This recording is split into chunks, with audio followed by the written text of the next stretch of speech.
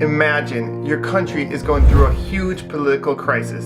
You have a new leader and several states have new governments. To add to this, not only is your country facing political crisis, but also economical, health, and defense. And then, the worst thing that could ever happen happens. The coronavirus hits Malaysia. Malaysia was in some serious trouble. But don't you ever underestimate the power of Malaysians.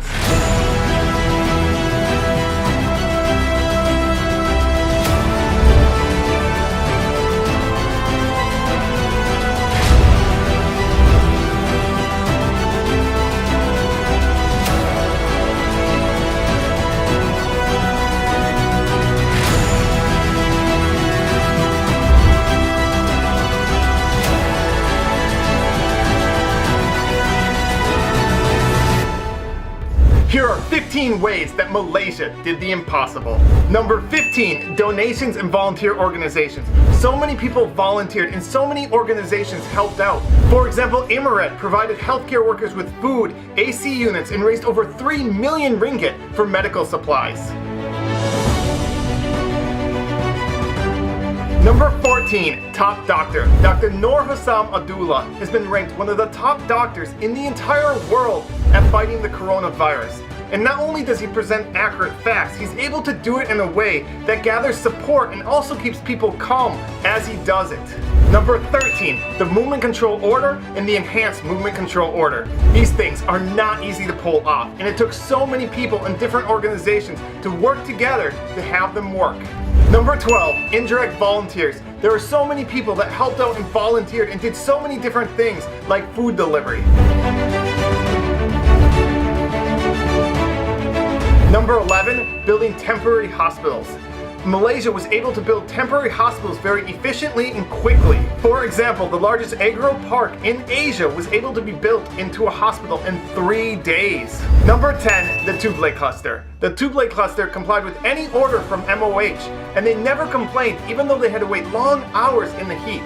Number 9, banks. Banks lent to the borrowers for 6 months. Number 8, universities. Universities allowed students to stay for free and provided them food as well. Number 7, stipends. Nearly 4 million homes received up to 1,600 ringgit. Number 6, ignoring politics. Opposition leaders came together and forgot about politics for the good of Malaysia. Now that is really cool. Number 5, protecting the most vulnerable. Malaysia did a great job in protecting those that were most vulnerable, homeless and foreign workers. They were put in public halls and provided a tent. Number 4, Malaysians returning home.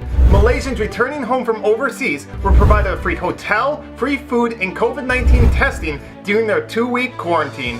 Number 3, respect for frontline workers. I've never seen so much respect and love for frontline workers. It was so beautiful to see all the support Malaysians gave to the frontline workers. Number 2, fixing the PPE shortage for frontline workers. At the beginning of the crisis, there wasn't enough PPE for all the frontline workers, and so Malaysians took it onto themselves. For example, a fashion designer realized she had a skill set that could be very valuable, and so she took the initiative to organize an entire team to make PPE. Prisoners made PPE, college students made PPE, even a Malaysian born with no arms didn't let that stop her from making PPE. And number 1, most important, is teamwork. It didn't matter if you're a celebrity or an average person. It didn't matter your social status. It didn't matter your gender, your religion, your ethnicity. All Malaysians came together for the better of Malaysia. And that's how Malaysia was able to do the impossible, to go from a country that had 3 times more cases than any other country in Southeast Asia to now being one of the safest countries in the entire world.